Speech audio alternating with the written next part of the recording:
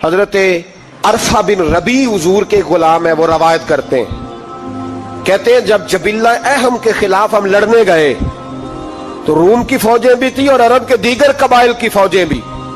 کہتے ہیں ہمارے سپہ سالار کا نام حضرت خالد بن ولید تھا، معمولی آدمی نہیں جسے نبی پاک نے فرمایا یہ اللہ کی تلوار ہے. سیف اللہ خالد بن ولید سپہ سالار تھے، لیکن کہتے ہیں کہ ہم نے ذرا سا حملہ کیا تو انہوں نے اتنی سخت ہم پر مزاحمت کی کہ مسلمان کہنے لگے آج بچ کے نہیں جائیں گے. کہتے ہیں ہم سارے حضرت خالد بن ولید کے قریب گئے، یہ کوئی ہم نے نہیں حوالہ لکھا، یہ تاریخ اسلام، ان کو سارے مسالک پڑھتے. کہا حضرت خالد بن ولید سے کہ حضور مسئلہ کیا ہے، کسی جنگ میں پیچھے نہیں اٹھے، آج کیا ہوا؟ جناب خالد بن ولید کہنے لگے میری ٹوپی گھر رہ گئی ہے. میری کوئی نہیں سمجھ آئی آپ کو؟ میری تو نے کہا حضرت صاحب ٹوپی ہم سے لے لیں. کہنے لگے وہ والی نہیں، میرے والی رہ گئی ہے. کہا ٹوپی کا جنگ سے کیا مطلب ہوا، تلوار سے کیا مطلب ہوا؟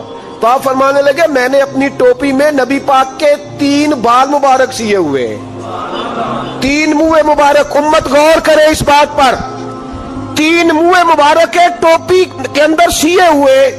فرمانے لگے تلواریں تو سب کے پاس ہیں، مجھ سے بہادر بہادر سیانے بندے بھی ہیں، پر جب میں حضور کے منہ مبارک سر پہ رکھ کے میدان میں نکلتا ہوں تو فرمایا پھر اللہ مجھے ہر میدان میں کامیابیاں عطا فرماتا ہے.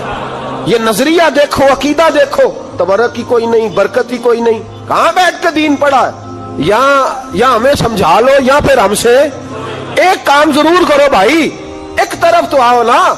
حضرت خالد بن ولید کہنے لگے ٹوپی رہ گئی ہے. صحابہ دلیری دینے لگے کچھ نہیں ہوتا، قربان جائیں. حضرت ابو عبادہ بن جراح کہتا ہے میں مدینے میں سویا ہوا تھا تو نبی پاک مجھے خواب میں ملے. حضور نے فرمایا میرے خالد کے گرد فوجیں چڑھ گئیں، تو یہاں سویا ہوا ہے، اٹھ پکڑ بندے چل پہنچ میدان میں. کہتے میں نے حضرت ابو عبادہ بن جراح کہتے ہیں میں صبح اٹھتے ہی میں نے لشکر تیار کیے، گھوڑے دوڑائے، مدد کے لیے نکلے. جب ہم رستے میں جا رہے تھے تو ایک ہمیں نوجوان ملا گھوڑے پہ، سر پٹ گھوڑا دوڑا رہا ہے اور بڑی اس کی تیزی ہے. کہتے ہم نے آواز دی تو اس نے اور تیز کر دیا. حضرت خالد بن ولید کے میدان کے قریب پہنچ گیا. کہتے میں نے 2 سپاہی دوڑائے، میں نے جا کے کہا اسے روکو، کون ہے؟ کہتے جب ہم قریب گئے نا اس نے کہا پیچھے ہٹ جاؤ، قریب نہ آنا. کہتے ہم نے کہا تو کون ہے؟ کہنے لگے میں حضرت خالد بن ولید کی زوجہ ہوں، میں ان کی اہلیہ ہوں. تو کہا آپ کدھر جا رہی ہیں؟ کہنے لگی وہ منہ مبارک والی ٹوپی گھر بھول گئے تھے، اور ٹوپی بھول گئے تھے. سارے راز نہیں جانتے، میں بیوی ہوں، میں جانتی ہوں کہ خالد کو کامیابی ملتی تھی مصطفیٰ کے تبرک کی برکت سے. وہ ٹوپی بھول گیا ہے، مسئلہ بن گیا ہوگا. ٹوپی پہ نظر پڑی ہے تو مجھے کوئی اور ملا نہیں تو میں خود دینے جا رہی ہوں.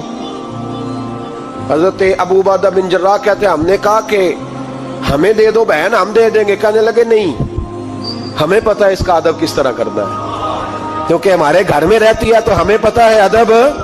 اور یارو اگر یہ ذائقہ ہی نہیں تو پھر تجھے حضور کی عزت کا پتہ ہی نہیں. اگر تو حضور کے تبرک سے آشنا ہی نہیں پھر تجھے پتہ ہی نہیں رسول اللہ کے مقام کا. اقبال کہنے لگے اگر بھاؤ نہ رسیدی تمام بھول حدیث، اگر تو حضور کے قدموں تک نہیں پہنچا پھر تو ابو لہب کے کھاتے میں جائیں گی تیری نمازیں.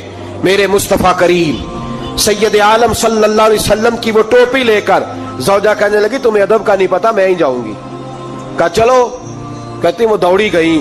حضرت خالد بن ولید کہتے ہیں اچانک میری نظر پڑی تو کافروں کی فوج تنی ہوئی تھی، وہ ٹوٹنے لگی اور ایک شاہ سوار دوڑا آ رہا ہے. تو میں نے کہا یہ اکیلا جوان صفے کاٹتا آ رہا ہے، ہم لڑ رہے تھے تو یہ فوج ہم پر چڑھ آئی تھی، اکیلا جوان. کہتے ہیں جب وہ جوان قریب آیا تو حضرت خالد بن ولید کہنے لگے جوان تو کون ہے؟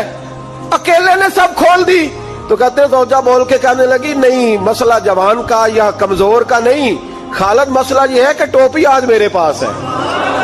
مسئلہ یہ ہے کہ ٹوپی آج اصل شے میرے پاس ہے تو اس لیے صفے کاٹتی جا رہی ہوں، ورنہ مجھے تو چھری بڑی مشکل سے چلانی آتی ہے.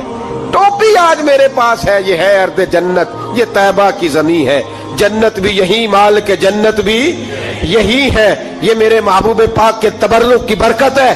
حضرت خالد بن ولید رضی اللہ تعالیٰ عنہ کو زوجہ کہنے لگی ٹوپی آ گئی ہے، ٹوپی آئی ہے تو سمجھ لو فتح بھی آ گئی ہے۔ حضرت خالد بن ولید نے ٹوپی پہنی، اتنی دیر میں حضرت ابو عبیدہ بن جراح بھی آ گئے، کہنے لگے تگڑے رہنا، پہنچ گئے ہیں۔ تو حضرت خالد بن ولید کہنے لگے نام بھی پہنچتے تو خیر تھی، اب مصطفیٰ کے بال مبارک پہنچ گئے، اب حضور کے منہ مبارک۔ او بھائیو یہ تبرک حضور جہاں رکے، صحیح بخاری، صحیح بخاری، صحیح بخاری حوالہ میرے ذمے۔ تو مسجد نبی کی دیوار نہیں نہ چومنے دیتا، تو حضرت حلیمہ کے گھر کا بوسہ نہیں نہ لینے دیتا۔ صحیح بخاری، حضرت عبداللہ ابن عمر مدینے کے مفتی، جنہیں میرے نبی پاک نے فرمایا راجل صالح، یہ نیک آدمی ہے۔ وہ جب جاتے تھے نا بیت اللہ شریف مکہ معظمہ، تو وہ جگہ ڈھونڈ ڈھونڈ کے نماز پڑھتے تھے جہاں میرے نبی نے نماز پڑھی ہے۔ سارا بیت اللہ حرم نہیں، لیکن وہ جگہ ڈھونڈ ڈھونڈ کے جہاں میرے رسول نے نماز پڑھی ہے، حضور نے جہاں نماز پڑھی۔ بھائیو اگر حضور علیہ السلام کے قدموں کی مٹی سے پیار ہوگا تبھی تو مصطفیٰ سے ہوگا، لیکن یہاں یہ ظلم ہے امت کے ساتھ، یہ زیادتی ہے۔ میں کہتا ہوں کہ یہاں ہمیں بتاؤ ان حدیثوں کا کیا ترجمہ کریں، قرآن مجید کی آیات کا کیا ترجمہ۔ حضرت ام سلمہ حضور کی زوجہ ہیں، بخاری مسلم، ان کے پاس حضور کا ایک بال مبارک تھا، چاندی کی ڈیبیا میں بند کر کے رکھا ہوا تھا۔ جو لا علاج مریض ہوتا وہ حضرت ام سلمہ کے پاس لایا جاتا، وہ کہتی پیالے میں تھوڑا پانی لاؤ، پیالے میں پانی آتا تو وہ منہ مبارک کو پیالے میں ذرا بھگو دیتی، کہتی لو پی لو، اللہ شفا عطا کر دے گا۔ لا علاج۔ حضرت انس بن مالک 10 سال حضور کی نوکری کی، لوگ پوچھتے انس کیا کمایا ہے، کہنے لگے جو کمایا ہے وہ صندوق میں بند کر کے رکھا ہے۔ 10 سال نوکری کی نبی پاک، جو کمایا بند کر کے، انتقال کا وقت آیا تو حضرت ثابت بنانی کو بلایا، آپ کے شاگرد تھے، کہنے لگے جب بکسا کھول کے لا، کھول کے لائے تو ایک ڈبیا نکلی، فرمایا اسے بھی کھول، جب اسے بھی کھولا ایک منہ مبارک نکلا۔ کل زندگی کی کمائی، نبی پاک کا اقبال مبارک کا، اس کا کیا کرنا ہے؟ فرمانے لگے جب مر جاؤں نا غسل دے کے تو میری منہ کھول کے زبان کے نیچے رکھ دینا۔ حضور اس کا کیا فائدہ؟ پر میں جب فرشتے حساب لینے آئیں گے من ربو کا بولیں گے، پہلا لفظ کہنے کے لیے منہ کھولوں گا تو سامنے حضور کا منہ مبارک ہوگا۔ پس مردن فرشتوں نے جو تلاشی لی تو کیا نکلا؟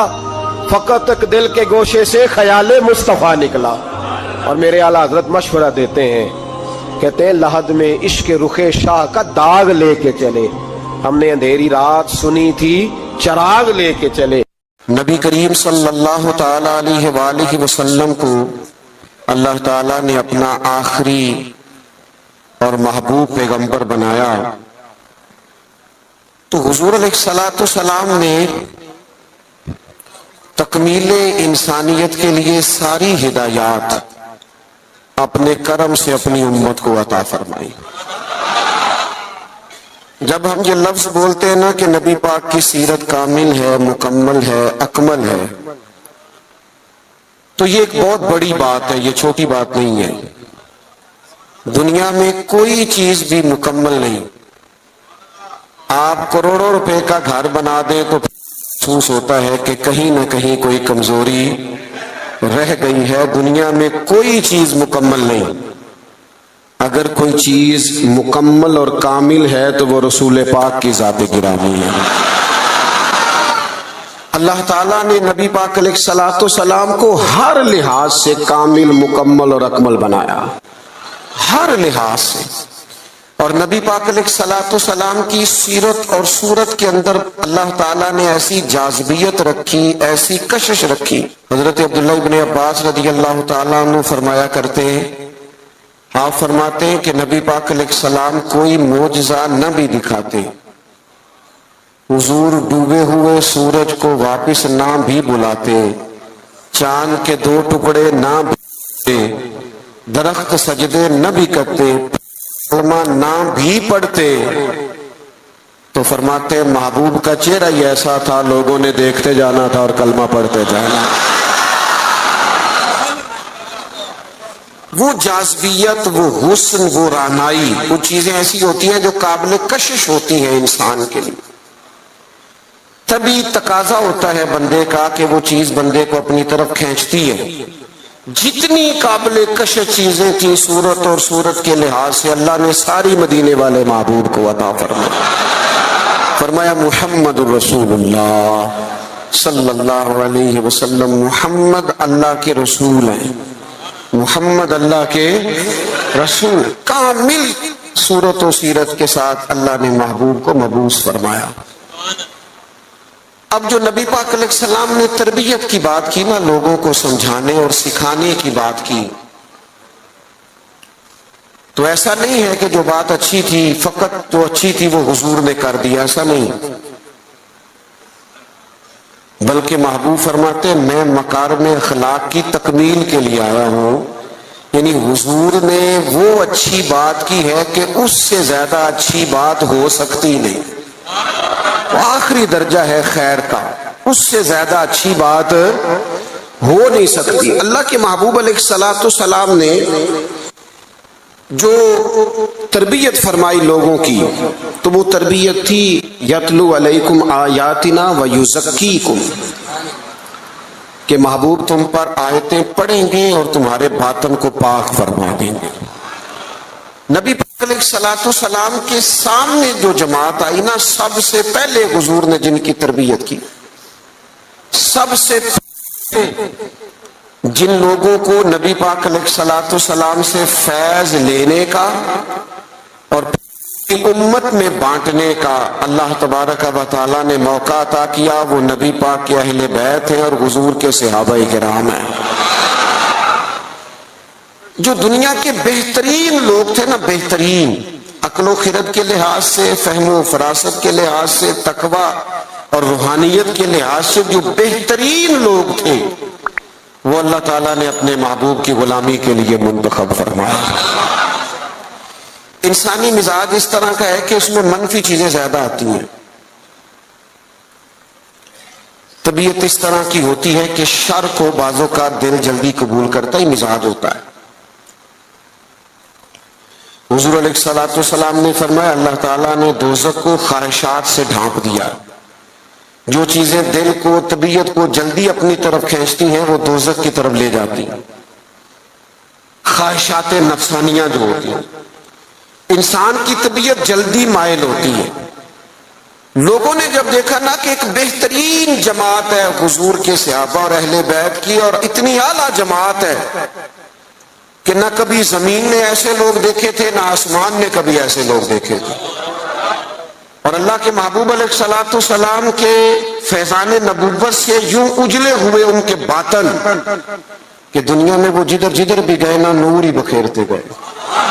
اب جب لوگوں نے یہ دیکھا نا کہ اتنی اہم جماعت ہے اور اتنا بڑا انقلاب اس نے برپا کر دیا ہے اور اتنی زیادہ انہوں نے اس کے اندر دین کے اندر اور فتوحات کے اندر اضافہ کر دیا ہے، اب شر پھیلانا تو بڑا ضروری ہوتا ہے۔ آپ اگر تھوڑی دیر زیادہ تسلی سے میری بات پر غور کریں تو جب بھی کوئی عالم دین آپ کو کوئی بات سنائے گا یا لکھے، نہیں کہتا کہ ڈائریکٹ حضور سے سنا ہے، وہ کہتے ہیں حضرت ابو ہریرہ سے روایت ہے، حضرت ابو دردہ سے روایت ہے، حضرت عبداللہ ابن مسعود فرماتے ہیں، سیدہ عائشہ صدیقہ فرماتی ہیں، وہ کسی نہ کسی صحابی کا نام لے کے روایت بیان کرے گا۔ آپ کو سمجھ آ رہی ہے میری بات کی؟ دنیا کے اندر سب سے زیادہ محبوب علیہ السلام کے ارشادات موجود ہیں، فرامین موجود ہیں، اور وہ امت پر احسان کیا ہے نبی پاک کے صحابہ نے۔ اب لوگوں نے یہ کیا کہ وہ ڈائریکٹ تو دین کو مشکوک نہیں کر سکتے تھے، انہوں نے اس طرح کیا کہ جو دین کو روایت کرنے والے تھے نا، جو دین کو آگے بیان کرنے والے تھے، ان لوگوں کو مشکوک کرنا شروع کر دیا۔ جب کسی بندے کی شخصیت مشکوک ہو جاتی ہے تو اس کی بات کیسے معتبر رہے گی؟ لوگوں نے چال یہ چلی، زیادتی یہ کی دین کے ساتھ کہ صحابہ اور اہل بیت کی لڑائیاں ثابت کرنی شروع کر دی، معاذ اللہ عداوتیں ثابت کرنی شروع کر دی، اور ان لوگوں کو مشکوک کرنا شروع کر دیا، تاکہ اب ظاہر ہے جب ایک شخص ہی مشکوک ہو جائے گا تو اس کی بیان کردہ بات کیسے ٹھیک رہے۔ تو جب آپ صحابہ اور اہل بیت کے تعلق سے کسی تشکیک کا شکار ہوتے ہیں تو جتنا دین وہ لائے، قرآن مجید کو جمع کرنا شروع کیا تھا حضرت صدیق اکبر نے، اور اس میں بھرپور کردار ادا کیا سیدنا عثمان غنی نے. تو جب آپ ان لوگوں کو ہی مشکوک کر دیں گے تو جو کام انہوں نے کیے وہ کیسے معتبر رہیں گے؟ خدا را دین کو سمجھنا، بات کو سمجھنا. اولین جماعت کے خلاف یہ سازش کی گئی. لوگ تاریخ کی کتابیں کھول کھول کے سامنے رکھتے ہیں اور لوگ جانے کیا کیا لے کے آتے ہیں. میں نے تو اللہ کا قرآن پڑھا ہے. رب قرآن مجید میں فرماتا ہے محمد الرسول اللہ والذین معہ اشداء علی الکفار. فرمایا محمد صلی اللہ تعالی علیہ وسلم اللہ کے رسول ہیں اور ان کے جو ساتھ لوگ ہیں وہ کافروں پر سخت ہیں. رحماء بینہم، آپس میں تو بڑے رحم دل ہیں. تو اللہ کا قرآن کہہ رہا ہے وہ آپس میں رحم دل ہیں، وہ آپس میں پیار کرنے والے ہیں، وہ ایک دوسرے کا احترام. اللہ کا قرآن کہتا ہے رحماء بینہم. میرا خیال ہے جب قرآن کی آیت سامنے آ جائے تو پھر تاریخ کی کتاب کی تو ضرورت نہیں رہتی، پھر تاریخی حوالوں میں الجھنے کی حاجت. اللہ نے کہہ دیا رحماء بینہم، وہ آپس میں مہربان ہیں. ہو ہلکا یاراں تو بریشم کی طرح نرم. رزم حق و باطل ہو تو فولاد ہے مومن. مومن تو آپس میں رحم دل ہوتے ہیں، ایک وجود کی طرح ہوتے ہیں. علامہ اسماعیل حقی رحمت اللہ نے لکھا ہے ایک مقام پہ نا تمام صحابہ بیٹھے تھے. ہمارا ایک مزاج ہوتا ہے کہ ہم عزتیں نہیں دیتے، طبیعت ہوتی ہے. اور کچھ لوگ ایسے ہوتے ہیں جنہوں نے طے کر لیا ہوتا ہے کہ مجھے عزت ملنی ضرور چاہیے. یہ بہت بڑا مشکل کام ہے. بہت سارے لوگ خود اپنے لیے پروٹوکول کا اہتمام کر لیتے ہیں، وہ زیادہ نقصان کا باعث ہوتا ہے. کوئی سیاسی سماجی فلاحی بڑا آدمی آ جائے نا کبھی محفل میں تو وہ گردن اونچی کر کر کے دکھاتا ہے پیچھے کہ لو میں آ بھی گیا ہوں اور نقیب صاحب نے میرا نام ہی نہیں لیا. بہت سارے بندوں کی تعریف نہ کرو تو نیند نہیں آتی بیچاروں. یہ ابھی ہم آ رہے تھے نا، ہم نے اپنے میزبان کو ٹیلی فون کر کے کہا کہ مہربانی کرنا کسی استقبال کا اہتمام نہ کرنا. فقیروں اور وزیروں میں کوئی تو فرق رہنا چاہیے، کوئی تو فرق رہ جائے. یہ پہلے کہا، آنے سے پہلے کہا، پوچھ سکتے ہیں. اور میں آ رہا تھا تو ایک سنگی جو ہیں وہ جلدی سے گرنے لگے پیروں میں. میں آپ کو ذمہ داری سے کہتا ہوں آپ ہماری بات مانیں، جو کہہ رہے ہیں تو پھر ہمارا فائدہ ہے، ورنہ پیروں کی کیا بات ہے. میرے جیسے تو گناہگار کے ہاتھ چومنے سے بھی آپ کو کچھ نہیں ملے گا، کوئی فائدہ نہیں. مان نام کے من دان، یہ تو مجھے آپ نے کرسی پہ بٹھا دیا ہے، ورنہ تو پتہ سارا ہے سردار نو کیتیاں دا ادا پردہ چپائے ہی پلا ہو سی. آپ میں سینکڑوں لوگ ایسے ہیں جو مجھ سے 1000 درجے اعلیٰ ہیں. اس لیے کچھ چیزوں سے باہر آ جاؤ، زندگی کو اس کے اصل حسن کے ساتھ جینا شروع کرو، پھر مزہ آئے گا. کیوں؟ اس لیے کہ میرے کریم محبوب نے فرمایا تو رب کی رضا کے لیے جھک جا، اللہ تجھے عزت عطا فرما دے، اللہ تجھے وقار عطا کرے گا. تو جھک جا اللہ کی رضا. ان چیزوں سے باہر آ جائیں. جو بات عرض کرنے جا رہا تھا، ہم عزت نہیں دیتے. قابل عزت آدمی کو ہمیشہ عزت دیں. اچھا، اس کے دل میں نہیں ہونا چاہیے. سیاستہ میں حدیث موجود ہے، نبی پاک علیہ السلام نے فرمایا جس بندے کی خواہش ہو نا لوگ مجھے اٹھ کے ملے، وہ جہنمی ہے. اس کے دل میں خواہش پیدا ہو جائے کہ لوگ کھڑے ہو کے مجھے ملیں، یہ آپ کو سیاستہ میں حدیث ملے گی. لیکن جو قابل عزت ہو اسے عزت دینی چاہیے. اور میں بڑے زمانے سے کہہ رہا ہوں کسی کو عزت ہمیشہ وہ دیتا ہے جو خود صاحب عزت ہوتا ہے. تو صاحب عزت لوگ عزت والوں کو عزت دیتے ہیں. بات کی سمجھ آ رہی ہے آپ حضرات؟ علامہ اسماعیل حقی رحمت اللہ لکھا ایک جگہ پہ صحابہ حضور علیہ الصلوۃ والسلام کے ساتھ بیٹھے تھے تو جگہ وہاں بظاہر تھوڑی کم تھی. ڈھیر سارے لوگ بیٹھے تھے حضور کی خدمت عالی مرتبت میں زیارت و ملاقات کا شرف پانے کے لیے. تو ظاہری طور پر وہاں جگہ تھی. حضرت ابو بکر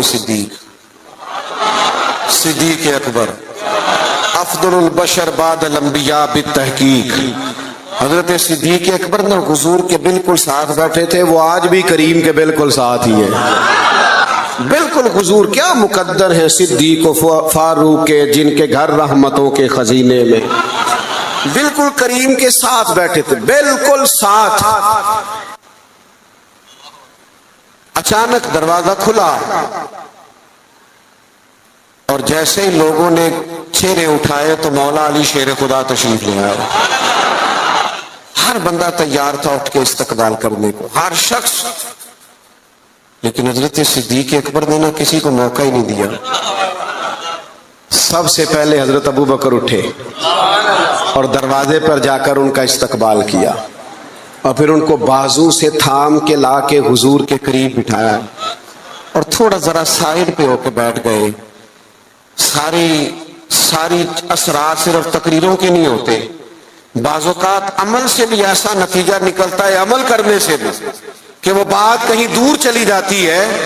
حضرت سیدنا صدیق اکبر اٹھے، بازو تھاما، لا کے مولا کائنات کو حضور کے قریب بٹھایا۔ کسی نے تبصرہ نہیں کیا، محفل کا رنگ ہی بدل گیا، لوگوں کے ذہنوں میں تصور بھی بدل گئے۔ جب کیفیت اور ہو گئی تو اور کیا تبصرہ کوئی کرتا۔ میرے کریم بولے اور حضور فرمانے لگے، دیکھا تم نے میرے ابو بکر نے کیا کیا ہے؟ تم نے غور کیا میرے صدیق نے کیا کیا ہے؟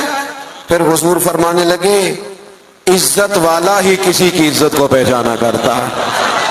اہل فضل ہمیشہ، ہمارا نا دور آ گیا ہے حقوق مانگنے کا، ہر آدمی حقوق مانگ رہا، اور ہر محکمے کے الگ الگ حقوق ہیں، اور ہر بندہ شکوہ کر رہا۔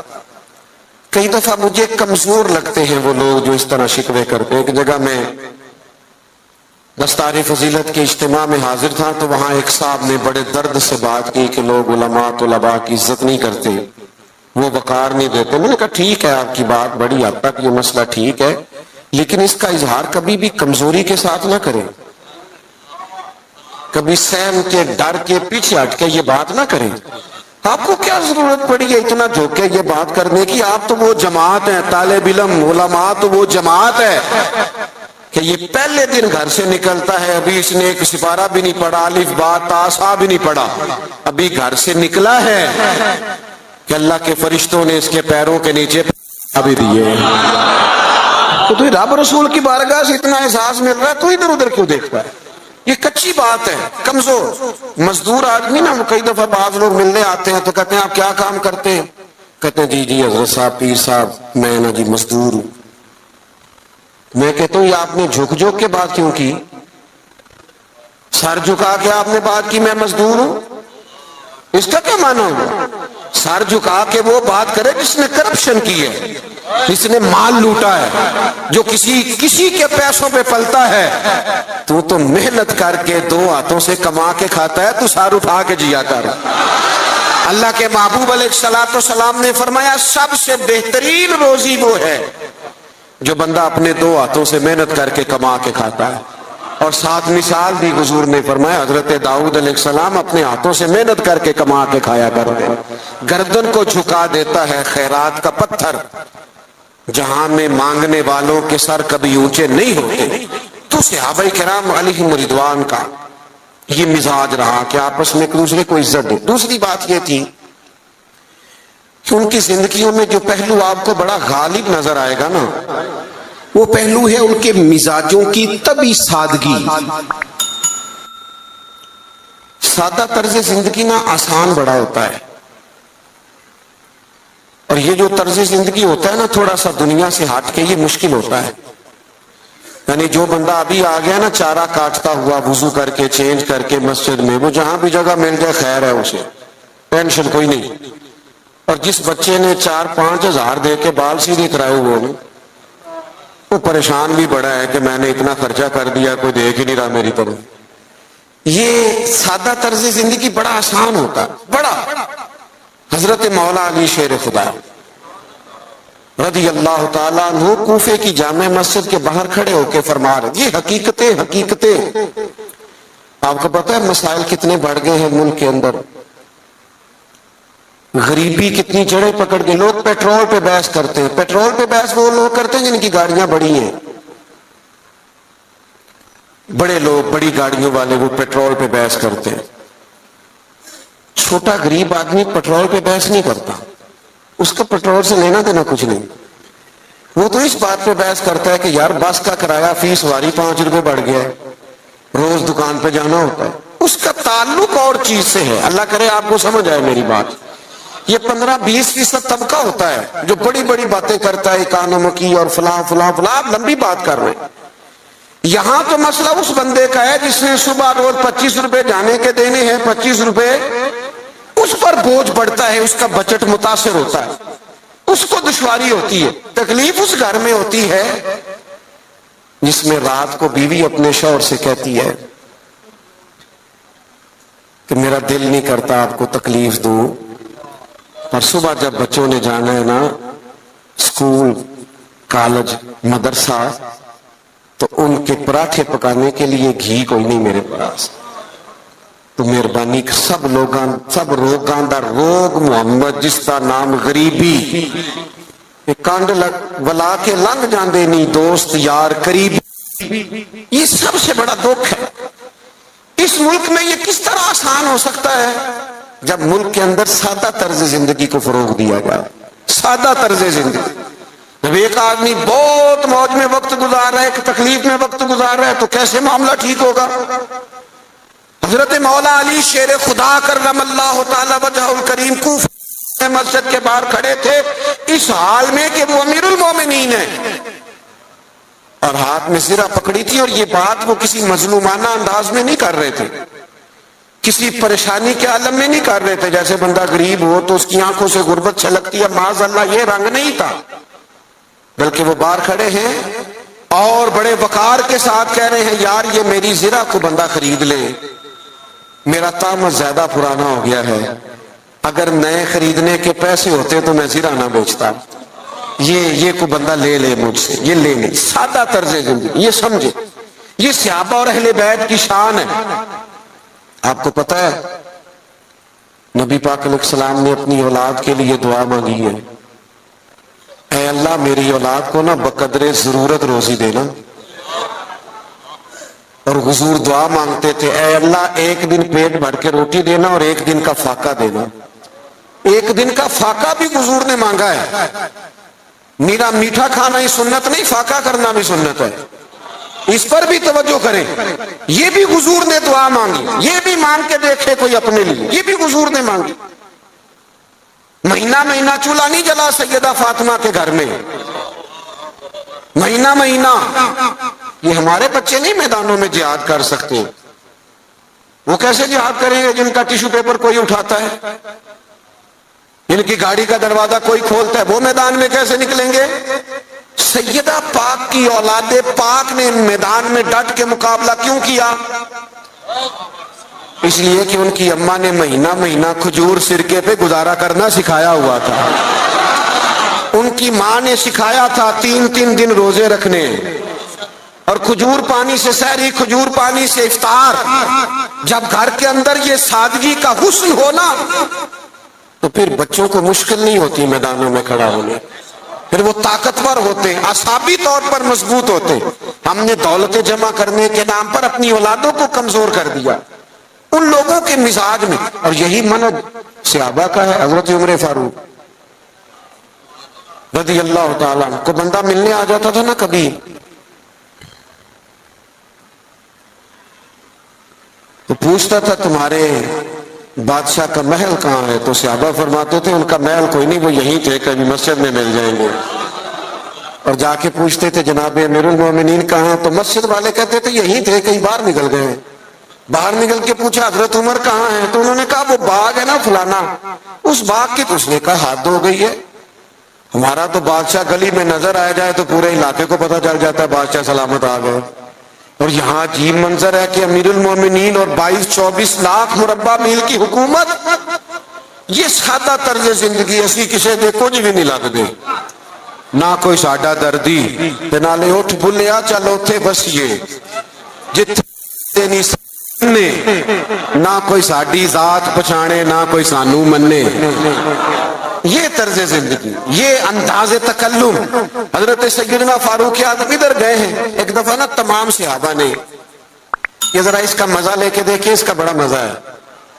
میں کئی دفعہ دوستوں سے کہتا ہوں روب کپڑوں کا نہیں ہوتا، روب کردار کا ہوتا ہے. ہاں ہاں، کسی آدمی کا 6 کروڑ کا مکان ہو نا، بڑی سوسائٹی میں بڑی کوٹھی، تو پیسہ کرپشن کا ہو تو لوگ دروازے پہ کھڑے ہو کے کہہ دیتے ہیں 2 نمبر مال ہے. اور بندہ ٹوٹی ہوئی موٹر سائیکل پہ آئے، چھوٹا سا آفیسر ہو، چھوٹا سا ملازم، اور جس کرسی میز پہ بیٹھے وہ بھی ٹوٹے ہوئے ہوں، تو اس کے باہر دفتر کے دروازے پہ بڑے بڑے وزیر سفیر کھڑے ہو کے کہہ رہے ہوتے ہیں یار بندہ بڑا کھڑا ہے، نہ سفارش نہ جائے سنتا ہے نہ رشوت لیتا ہے. اس کا مطلب ہے روب کپڑوں کا. ہمارے بزرگ تھے نا گجرانوالہ میں حاجی ابو داؤد محمد صادق صاحب رحمت اللہ علیہ، تو ہم بڑے بڑے لوگوں کو دیکھتے تھے، وہ حضرت سے ملنے کے لیے آتے تو کوشش کرتے پہلے کبھی امامہ باندھ لینا، اگر کوئی گھڑی چین والی ہے تو اتار لینا. اتنی بڑی پجاروں سے بندہ اترا ہے لیکن اپنا لباس ٹھیک کر رہا ہے. اور اپنا اس شخص کا حال یہ تھا، زندگی ساری رکشے میں سفر کیا، مکان مسجد کا، اسی میں زندگی بتا دی. کسی نے 1000 پہ نظر پیش کی تو کہنے لگے میرا تو اتنا خرچہ ہی نہیں، مجھے 50 دے جا گزارا چل جائے گا، تو غریب آدمی ہے، تو لے جا اپنے گھر میں کام کاج چلا. الہی تیرے سادہ دل بندے کدھر جائیں. او عزیز دوست، سادہ طرز زندگی، سادہ، یہ شان ہے صحابہ اور اہل بیت کی. اپنی زندگیوں میں نا یہ اعلیٰ کھانا کھا کے نا، روز مرغن غذائیں کھا کے پھر دوائیاں بھی کھانی پڑتی ہیں. سادی روٹی کھائے نا. میں نے اپنے ابا جی سے ایک دن پوچھا، میں نے کہا کھانے میں کیا پسند ہے؟ کہنے لگے پتر جی بھوک لگی ہوئے تے اچار دا بھی بڑا ہی مزہ ہے تے چٹنی دا بھی بڑا ہی سواد ہے، تے جے نہ لگی ہوئے تے پھر نخرے، یہ نہیں کھانا یہ نہیں کھانا. بھوک لگ جائے تو پھر سارا کچھ کھانے میں مزہ آتا ہے. حضرت عمر فاروق کو نا میٹنگ کر کے صحابہ نے میٹنگ کر کے کہا، باقاعدہ میٹنگ ہوئی کہ جناب عمر سے کہنا ہے حضرت صدیق اکبر رضی اللہ تعالیٰ عنہ کے دور مبارک تک اتنی وسعت نہیں تھی، اب تو اللہ نے بڑی وسعت کر دی ہے، آپ کو بھی مال غنیمت میں بڑا حصہ ملتا ہے. اور اپنی جگہ حضور کا فرمان بھی بالکل درست موجود ہے کہ اللہ نعمت دے تو اثر دیکھنا پسند کرتا ہے. آپ کا کرتا کوئی پرانا پھٹا ہوا، اتنے پیبند ہیں کہ اب پیبند لگنے کی بھی جگہ نہیں. عمر سے کہنا کرتا نیا لے لیں. سب نے کہا بالکل کہنا چاہیے یار، بڑے بڑے وزیر ملنے آتے ہیں، بڑے بڑے ملکوں کے سفیر آتے ہیں، تو عمر سے کہنا ہے.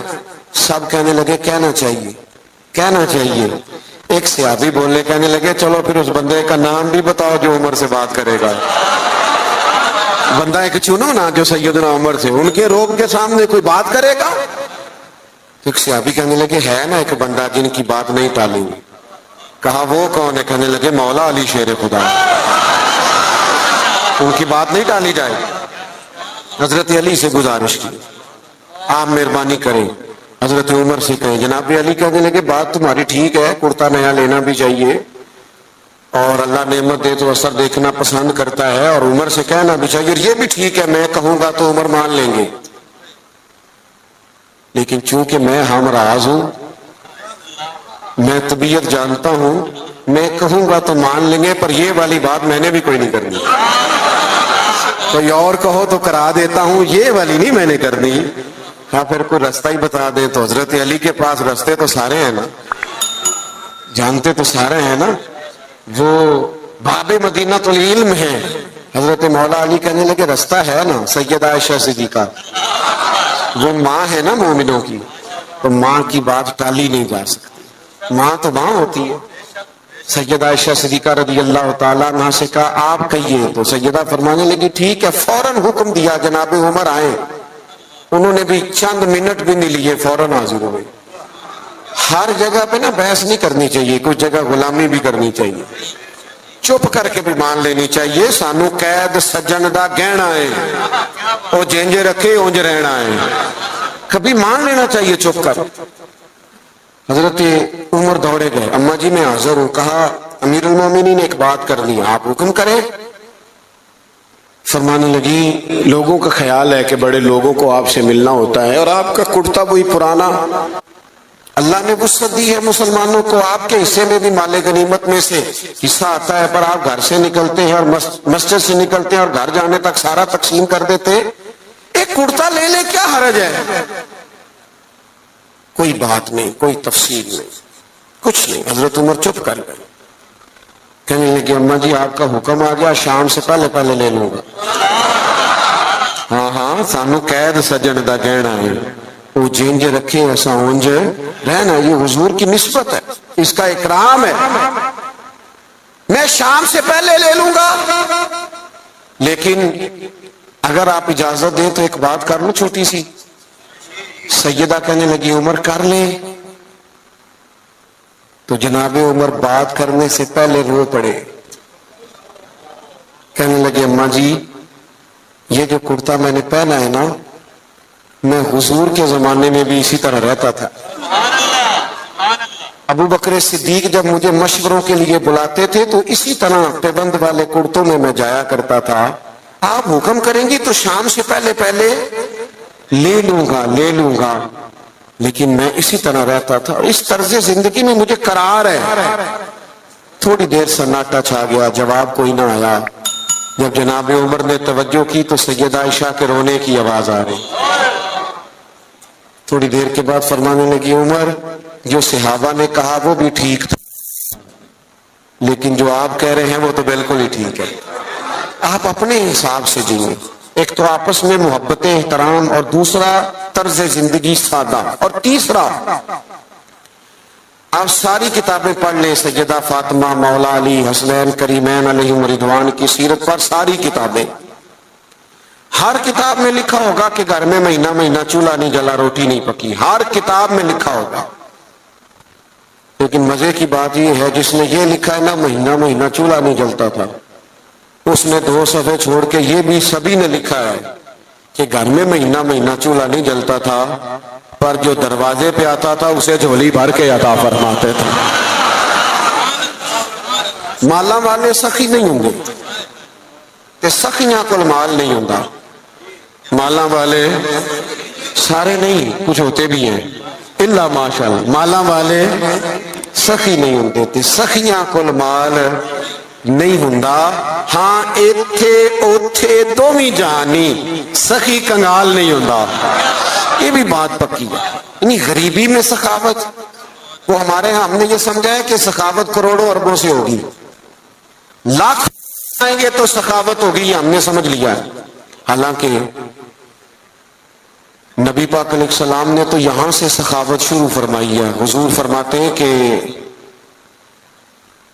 گوشت پکاؤ نا تو شوربہ زیادہ کر لیا کرو، اور اپنے پڑوسی کو بھی سالن میں شامل کرو۔ یہاں سے سخاوت شروع کی، یہاں سے حضور، یہاں سے آپ غور کریں صحابہ اور اہل بیت کی زندگیوں پر کہ ان کا طرز زندگی سخاوت کے معاملے میں کیا ہے۔ بڑا کم ہوتا ہے سگے بھائی کو لوگ دینے میں کتراتے، لیکن جب ہجرت کر کے مہاجرین مدینے آئے تھے نا تو انصار نے چلتے کاروبار آدھے آدھے دے دیے۔ یہ باتیں کرنی آسان ہے، لیکن کسی کو اپنا گھر، اپنے بچوں میں لوگ گھر تقسیم کرتے ہیں نا، دیوار میں دیوار نکل دیا تو روتے ہیں میرا گھر بٹ گیا ہے، اپنے بچوں میں بانٹتے وقت لوگ رو پڑتے ہیں۔ میرے دوستوں صحابہ نے تو آپس میں بانٹ دیا۔ میں بس بات ختم کرنے لگا ہوں۔ امام حسین رضی اللہ تعالیٰ عنہ گھر میں تھے، دروازے پہ دستک ہوئی، آپ نے صاحبزادے سے کہا دیکھنا کون ہے؟ عرض گزار ہوئے حضور ایک بھکاری ہے، فقیر ہے، مانگنے والا آیا۔ 600 یا 800 دینار پڑے تھے گھر میں۔ ہم نہ مانگنے والے کے لیے ووٹ نوٹ رکھا ہوتا ہے ہم نے، جو بچہ بھی کوئی نہیں لیتا، ایک مانگنے والے کے لیے، ایک مسجد کی ٹوپی میں ڈالنے کے لیے، سب سے چھوٹا رکھا ہوتا ہے۔ کہا حضور وہ آیا ہے، تو 600 یا 800 دینار پڑے تھے۔ امام حسین اٹھ کے باہر تشریف لے گئے، وہ سارے کے سارے دینار فقیر کی جھولی میں ڈالے اور ڈھال کے فرمانے لگے پتہ نہیں تھا آپ نے آنا ہے، ورنہ میں کو بندوبست کر کے رکھتا ہے۔ یہ دیکھو خود بھیک دے خود ہی کہے منگتے کا بھلا ہے. منگتے کا ایک تو ان کا احترام تھا آپس میں, ایک یہ کہ انہوں نے طرز زندگی سادہ, یہ جو فقیری ہے نا یہ حضور کی مجبوری نہیں, یہ نبی پاک کی پسند ہے.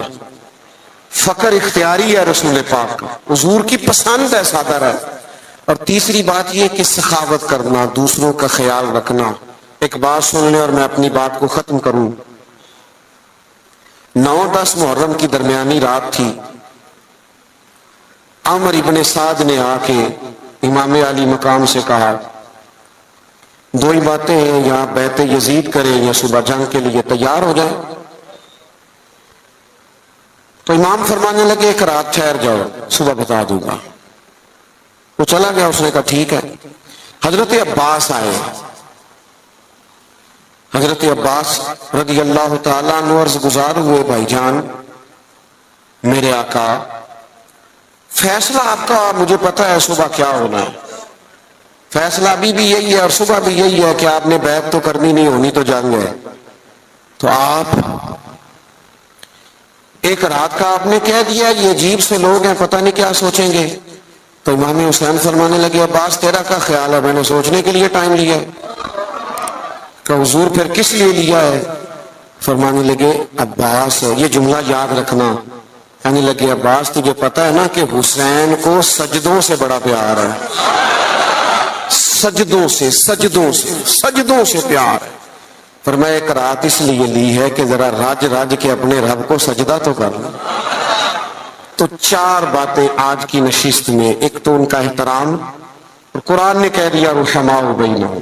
اور دوسری بات یہ کہ ان سے زندگی گزارنا سیکھیں, سادہ ہو جائیں. اور تیسری بات یہ کہ اپنے بھائیوں کا, یہ غریب جو ہوتے ہیں نا یہ سیانے نہیں ہوتے, کیونکہ سیانے ہونے کے لیے بھی پیسوں کی ضرورت ہوتی ہے. جدے گھر دانے وہ دے, غریب سیانے نہیں ہوتے, اس لیے غریبوں کے لوگ شکوے بھی زیادہ کرتے ہیں. سیانے کیوں نہیں ہوتے؟ آپ نہیں سیانے پھر بھی پیار کریں, ان سے محبت کریں, ان کے حق میں اپنے دلوں کو نرم کریں. اور تیسری بات یہ کہ اپنے دوستوں کو, اپنے رشتہ داروں کو ضرور صلہ رحمی سے نوازیں. اور چوتھی بات یہ کہ سجدے کا, عبادت کا ذوق پیدا کریں. اچھا نہیں لگتا بزم میں تیزی سے آنا اور چلے جانا, لیکن ہم مجبور لوگ ہیں, ہم ایک جگہ پہنچ رہے ہوتے ہیں تو دوسری جگہ سے فون آ رہے ہوتے ہیں. وہ یہ بھی نہیں پوچھتے نکلے ہو کہ نہیں, وہ پوچھتے ہیں پہنچے کتنے ہو. تو یہ اسی محبت میں یہ ٹائم سیٹ ہو گیا تھا. پروگرام آگے چلے گا نا, محفل ابھی چلے گی نا محفل. سید صاحب قبلہ موجود ہے. ایک بات اپنے ذہن میں اچھی طرح رکھیں, محفلیں سرکار کی ہیں, بندے آتے جاتے رہتے ہیں. میں دیانتداری سے کہہ رہا ہوں آپ کو, اور پہلے بھی کہہ چکا ہوں پھر کہتا ہوں, ہم نظریات کے قائل ہیں, شخصیات کے قائل ہیں. قطعاً محفل کا ماحول آپ خراب نہ کریں. آپ اگر محفل میں اطمینان سے بیٹھیں گے تو اللہ کے گھر میں باوضو بیٹھو, مجھے تسلی ہوگی قلبی طور پر.